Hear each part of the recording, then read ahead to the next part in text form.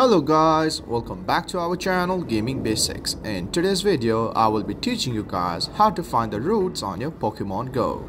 So at first, just open your phone, and as you open your phone, open the Pokemon Go app from wherever it is located. And as you open your Pokemon Go app, you are in this home page as I am. So just stay at this home page and look at the right bottom corner for that Pokemon symbol, and as you see it, just click on there. And as you click it, go for the option route right here.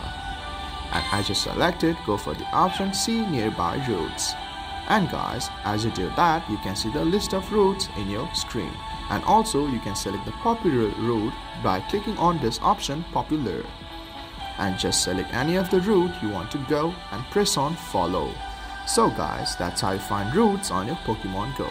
If you find our video helpful, please leave a like and please do not forget to subscribe our channel. Also hit the bell icon to get updates with our latest videos and drop a comment for reviews and more content like this. I will see you guys again in our next video. Thank you for watching.